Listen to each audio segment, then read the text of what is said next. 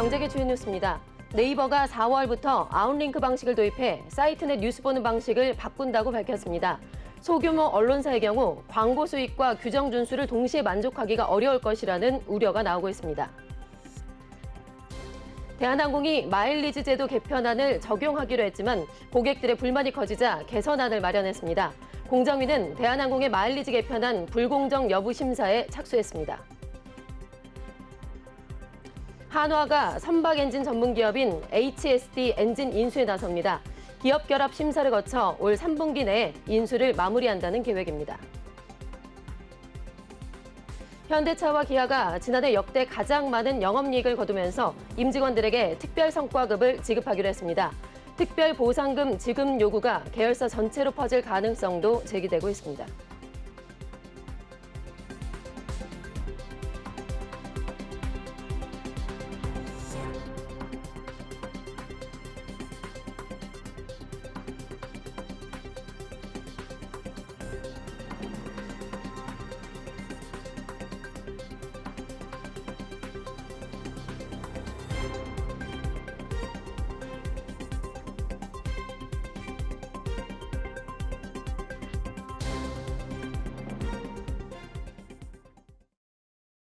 시청자 여러분 안녕하십니까? 2월 17일 MBN 뉴스프라임 시작하겠습니다.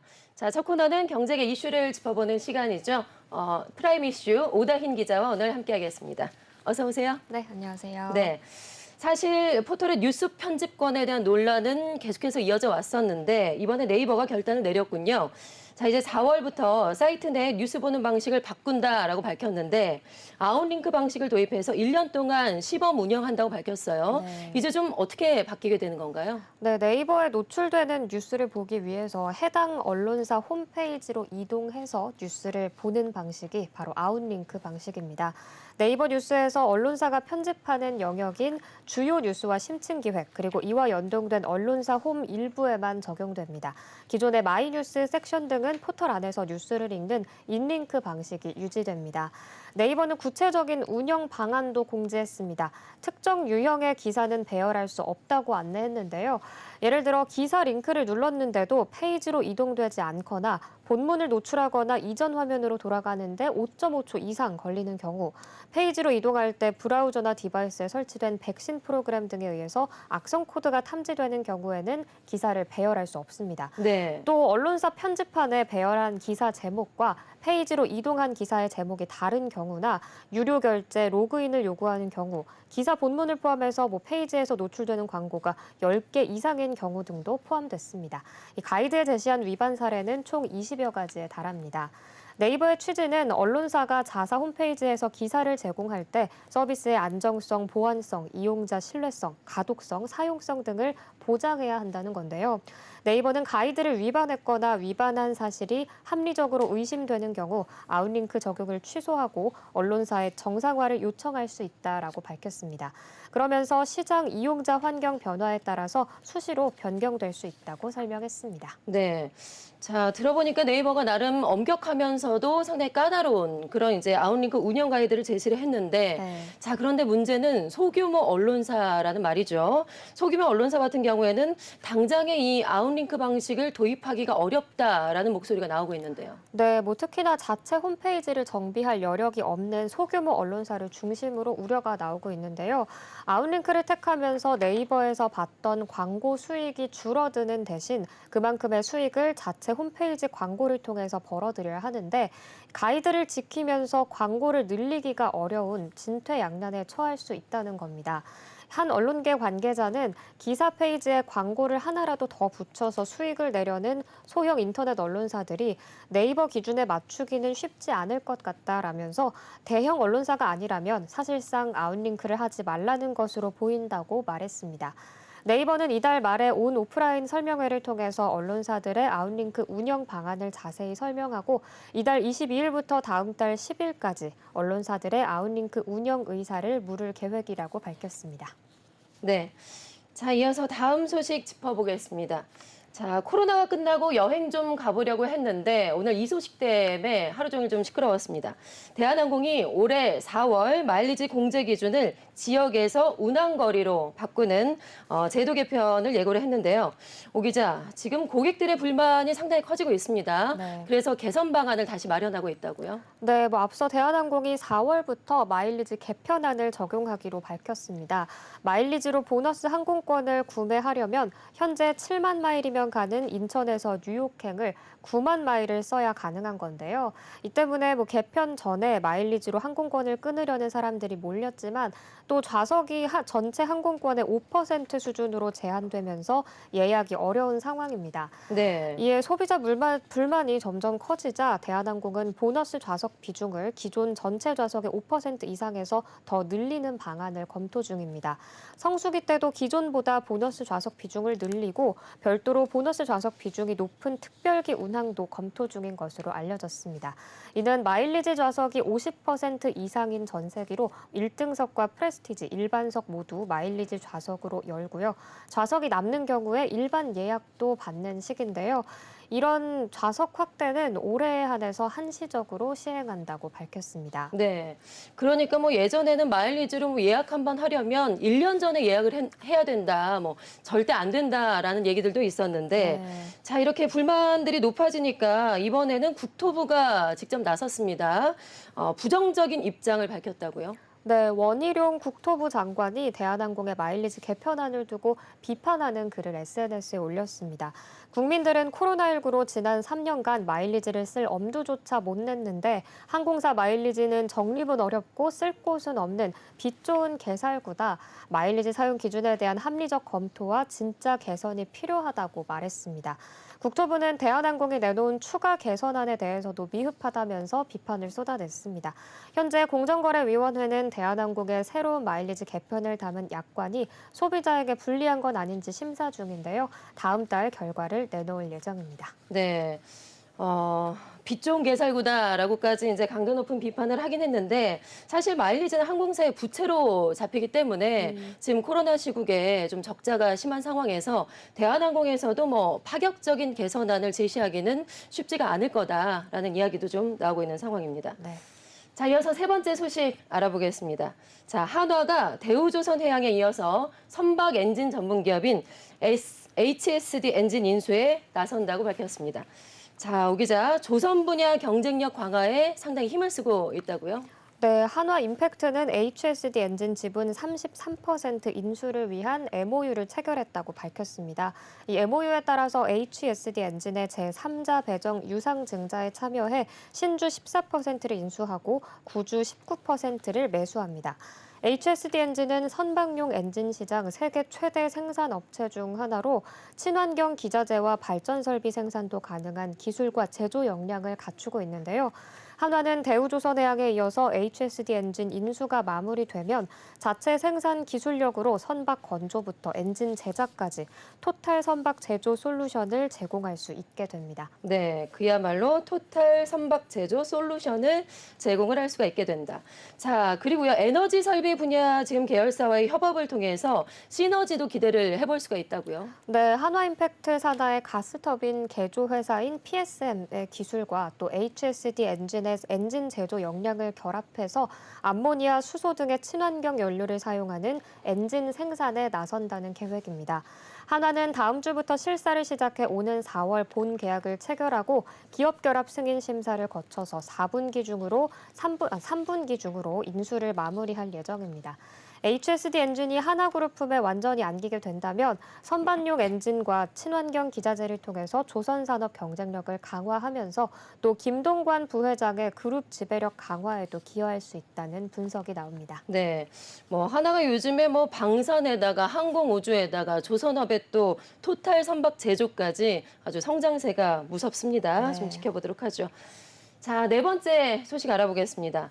현대차와 기아가 지난해 역대 가장 많은 영업이익을 거두면서 임직원들에게 특별 성과급을 지급을 한다고 합니다. 자, 이번에는 금액이 얼마나 될까요?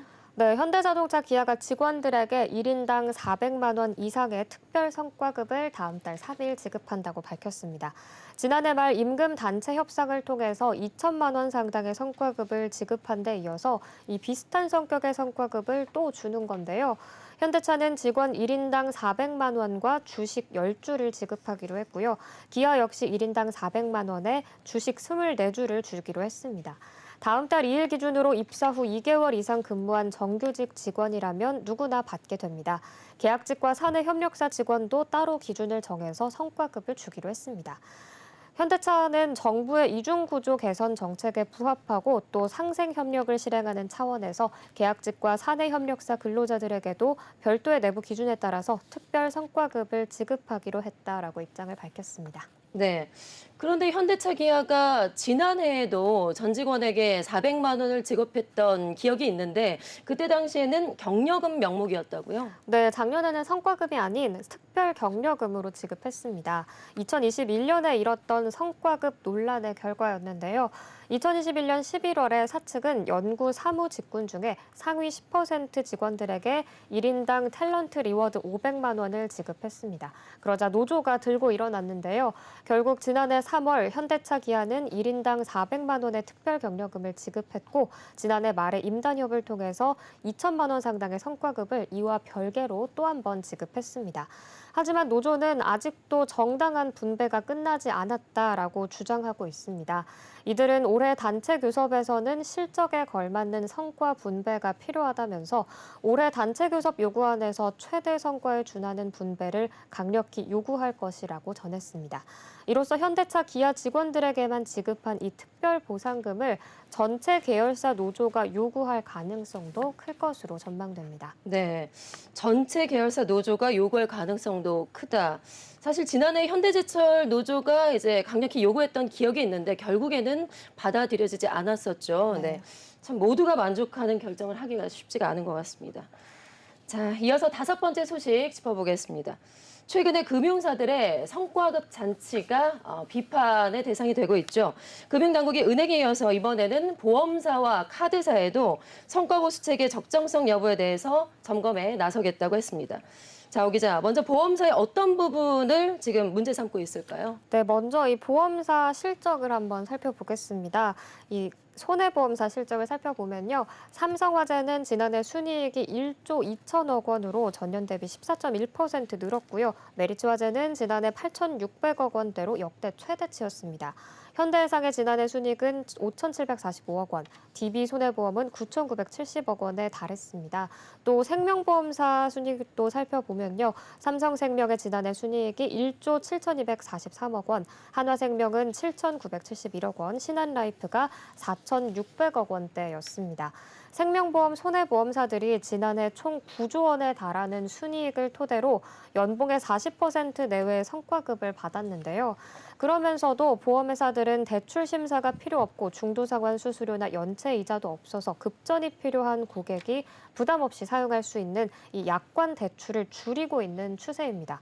그리고 고객에게 빌려주는 보험사의 무증빙형 일반 신용대출 평균 금리는 지난해 12월 기준으로 최고 수준인 13%를 넘어서면서 이 고객의 어려움을 외면하고 대출 문턱만 높이는 게 아니냐라는 지적을 받고 있습니다. 예. 금융당국 관계자는 올해도 자금 시장에 불확실성이 있기 때문에 배당은 작년 수준 정도로 유지하면서 손실흡수 능력 확충 등 자본 건전성 강화에 신경을 쓰도록 유도하겠다라고 입장을 밝혔습니다. 네. 자, 그리고 금감원에서 지금 카드사의 성과보수 체계도 점검을 한다고 밝혔죠. 네. 지금 카드사 같은 경우도 성과급으로 최대 연봉의 절반을 지급한 것으로 알려지고 있다고요. 네, 금융당국, 그러니까 삼성카드는 연봉의 50%를 성과급으로 지급했고요. 또 신한카드, 롯데카드도 지난해와 비슷하거나 더 많은 성과급을 줄 전망입니다. 하지만 카드사들은 지난해 고객의 이용 한도 등 고객 서비스 대부분을 줄였고요. 또 신용대출 평균 금리를 10% 중후반대까지 인상하면서 이용 고객들의 경제적인 어려움을 외면한다라는 지적을 받아왔습니다. 금융당국 관계자는 또 은행과 마찬가지로 카드사들의 성과 체계도 한번 들여다봐야 한다는 내부적인 공감대가 있다면서 조달금리 시장이 좋아졌기 때문에 일률적으로 축소했거나 특정 채널을 통해 중단했던 대출이 정상적으로 작동될 수 있도록 해달라고 소통하고 있다고 말했습니다. 네. 자, 이어서 프라임 이슈 6번째 소식 짚어보겠습니다. 삼성전자의 갤럭시 S23 시리즈가 오늘부터 이제 전 세계 주요 국가 55개국에서 본격적으로 출시를 한다고 밝혔습니다. 자, 사전 판매 기간 7일 동안 109만 대가 팔려서 역대 최다 사전 판매 흥행을 이어가고 있는데요. 오 기자, 시작이 이 정도면 상당히 분위기가 좋은 것 같습니다. 네, 작년에 갤럭시 S22 시리즈가 기록한 역대 사전 판매 기록 101만 7천 대를 1년 만에 갈아치웠습니다. 인도에서도 하루 만에 약 14만 대의 사전 주문으로 신기록을 달성한 바 있는데요. 삼성전자는 먼저 주요 국가 55개국 출시를 시작으로 총 130여 개국에서 순차적으로 출시할 예정이라고 밝혔습니다. 이전 시리즈와 디자인 측면에서는 큰 변화는 없지만 카메라와 성능을 울트라급으로 끌어올린 게 특징입니다. 최상위 모델인 울트라에는 갤럭시 제품 중에 처음으로 2억 화소 카메라가 탑재됐고요. 전 모델 애플리케이션 프로세서로 퀄컴의 갤럭시 전용 스냅드래곤 8 젠2를 채용했습니다. 회사에 따르면 이 덕분에 그래픽 처리 장치 속도는 전작보다 41% 빠르고 인공지능 딥러닝에 필요한 신경망 처리 장치는 또 40% 좋아졌다고 밝혔습니다. 노태문 삼성전자 MX 사업부 사장은 삼성전자는 자유롭고 창의적으로 자신을 표현할 수 있는 제품에 대한 소비자의 요구를 주목한다면서 갤럭시 S23 시리즈의 시장 초기 반응으로 갤럭시 브랜드에 대한 소비자들의 강한 신뢰를 확인했고 앞으로도 혁신과 지속 가능성에 기반한 모바일 경험을 제공하기 위해 노력하겠다고 입장을 밝혔습니다. 네. 자, 일단 흥행에 성공해서 웃고 있긴 한데 마냥 웃을 수만은 없는 또 그런 상황인 것 같습니다. 네. 지금 여러 가지 글로벌 경기 침체와 악재로 인해서 삼성전자가 올해 1분기에 지금 어닝 쇼크를 기록할 수도 있다라는 우려가 나오고 있는 상황인데요. 네. 이번에 갤럭시 S23이 과연 구원투수가 될 수 있을지 좀 지켜봐야겠죠. 네, 업계에서는 삼성전자의 핵심 양대 사업인 반도체와 스마트폰이 동반 부진을 겪고 있는 만큼 이번 신제품 출시가 수익성 개선을 위한 반등의 계기가 될지 또 주목하고 있는데요. 대신증권은 최근 삼성전자 스마트폰 사업을 담당하는 모바일 경험의 부문 1분기 영업이익 전망치를 3조 2,370억 원으로 제시했습니다. 이는 직전 2022년 4분기보다 2배가량 크게 상승한 수준인데요. 그 배경으로 이 갤럭시 S23 시리즈 출시에 대한 기대감이 반영된 것으로 풀이됩니다. 네.